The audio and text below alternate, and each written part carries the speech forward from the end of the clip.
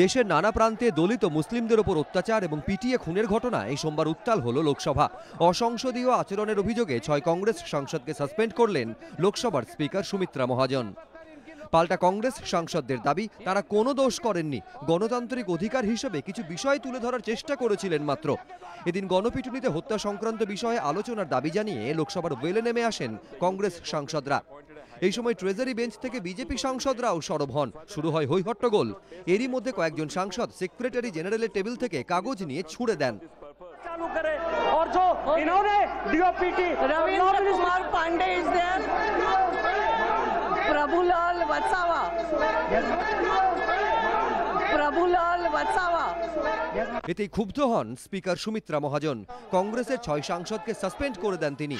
এরা হলেন মুর্শিদাবাদের সাংসদ অধীর চৌধুরী, অসমের সাংসদ গৌরব গগৈ, বিহারের কংগ্রেস সাংসদ রঞ্জিত রঞ্জন, অসমের কংগ্রেস সাংসদ সুস্মিতা দেব, এছাড়াও কেরলের কংগ্রেস সাংসদ এম.কে. রাঘবন এবং কেরল থেকে কংগ্রেসের আরেক সাংসদ কে সুরেশকেও 5 দিনের জন্য সাসপেন্ড করেছেন স্পিকার।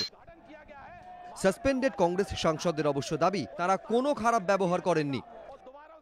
गोरक्षा के नाम पर, गौ माता के नाम पर हिंदुस्तान में लोगों को हत्या करना बंद कर होना चाहिए, लोगों को खिलाफ खून खराबा होना बंद होना चाहिए। और इसके लिए हम सदन के अंदर हमारा आवाज उठाने की कोशिश की। देश में इतना गंभीर मुद्दा चल रहा है मॉब लिंचिंग का, जो आज यूपी में जो ट्रेन जारी थी उसमें हुआ एक युवा की हत्या हुई। अगर ऑपोजिशन की तरफ से अगर हम ये मुद्दा बाकी सब विषय को सस्पेंड करके उठाना चाहते हैं, इसमें क्या गलती है? कोई गलती नहीं है।